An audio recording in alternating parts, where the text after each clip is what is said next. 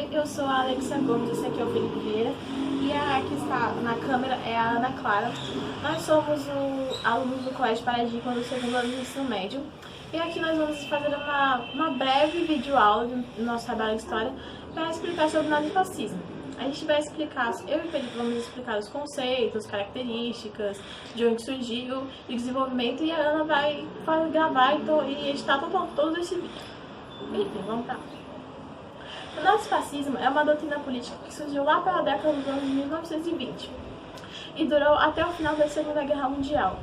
E ele se desenvolveu principalmente em dois países, na Itália e na Alemanha. Na Itália, ele foi nominado como fascismo e tinha como principal líder Benito Mussolini. E na Alemanha, ele foi nomeado como nazismo e tinha como principal líder o famoso Adolf Hitler. Agora eu vou explicar como é que surgiu o fascismo na Itália. O fascismo italiano aconteceu logo depois da Primeira Guerra, quando a Itália começou a entrar em uma crise socioeconômica que acabou levando a muito desemprego, muita inflação e a um desgaste social que mobilizou vários grupos políticos a se influenciarem na Revolução Socialista Russa.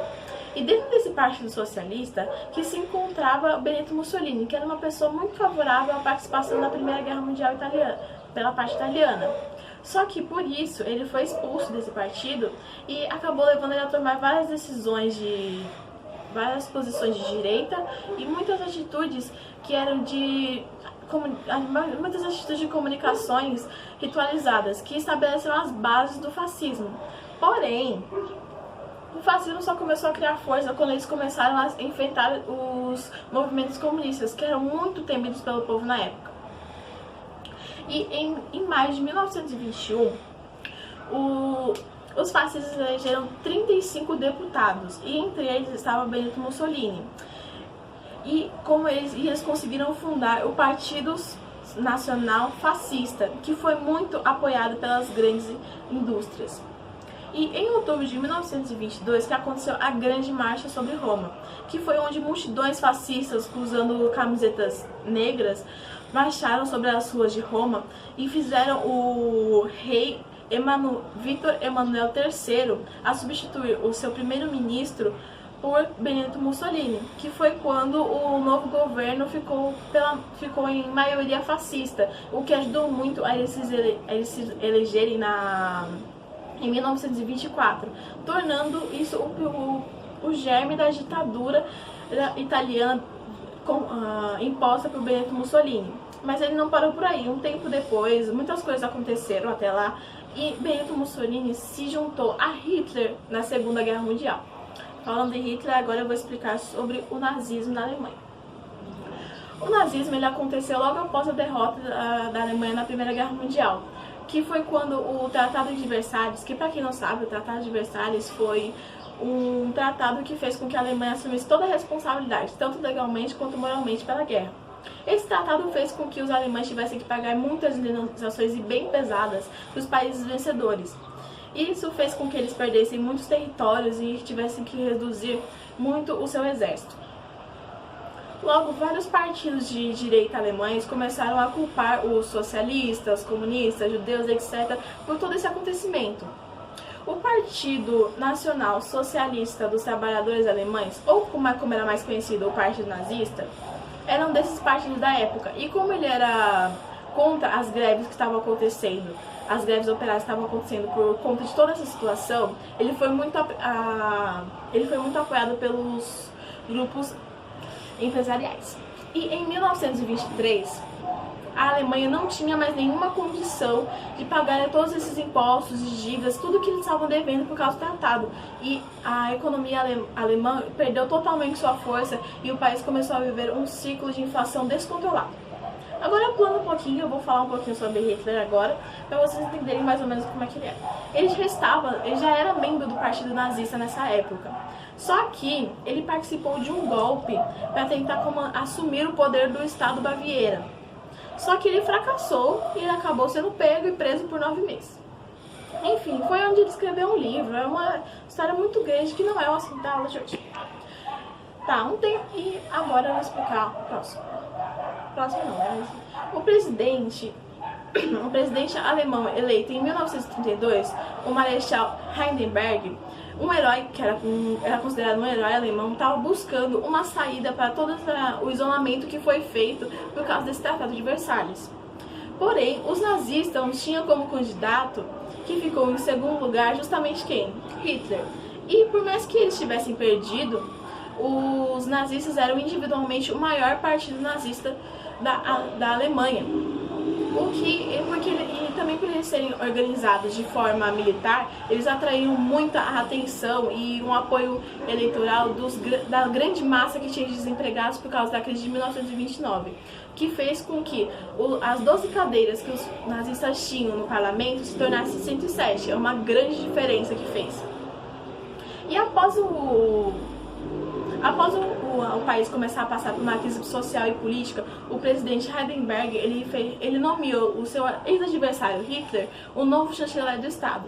E já sob as ordens de Hitler, começou uma perseguição aos comunistas e começou uma escalada política para substituir o gabinete do Estado, o gabinete do governo, por um partido nacional nazista. E o Hitler, ele conseguia a atenção dos alemães com várias coisas. Entre elas tinham a superioridade da raça ariana, a perseguição aos comunistas, aos judeus e muitas outras coisas que fizeram com que muitos fatores que se levaram e começaram a iniciar a Segunda Guerra Mundial. Bom, agora eu irei falar sobre algumas características do nazifascismo. A primeira característica é o totalitarismo, que tem a ideia de que o Estado está acima de tudo e de que a nação controla todos os fatores da sociedade. Bom, em segundo temos o nacionalismo. O Estado, a nação, são vistos como as principais instituições e os indivíduos devem colaborar para o desenvolvimento da nação. Em terceiro, temos o Partido Único. Os nazifascistas abominavam a democracia, o pluralipartidarismo. Consideravam tudo isso como algo desnecessário e acreditavam que só poderiam chegar ao desenvolvimento pelo partido forte. Agora irei falar sobre o quarto, que é o anticomunismo. Para Hitler e para Mussolini, os principais representantes dessa ideologia, não podemos acreditar na luta de classes, como os comunistas acreditavam. Para os fascistas e para os nazistas, no lugar da luta de classe, deve haver a união delas, para que aconteça o desenvolvimento das nações. Agora vamos falar sobre o expressionismo e o militarismo. O expressionismo seria a conquista de territórios. Inclusive, Hitler tinha um grande sonho, que era conquistar o espaço vital, que daria grandes condições econômicas para a raça alemã. Em sexto, temos o culto à personalidade ao líder. Para os fascistas e para os nazistas, o líder da Alemanha era conhecido como Führer, e na Itália era conhecido como erudite. Deveria ser auxiliado nessa busca de desenvolvimento da nação. Temos duas características muito importantes sobre essas duas nações.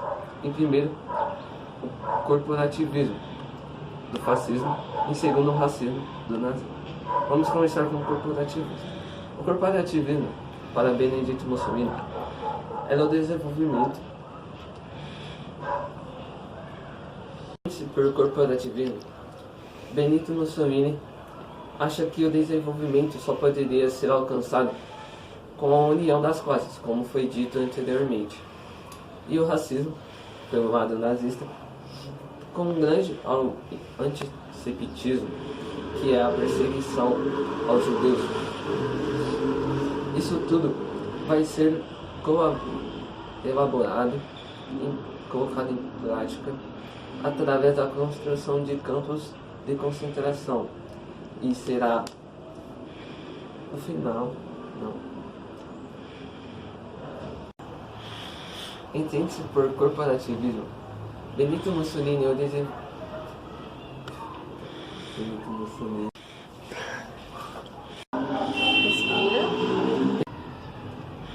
Por Benito Mussolini, entende-se o desenvolvimento só poderia ser alcançado com a união das classes, como foi dito anteriormente. Temos o racismo, com um grande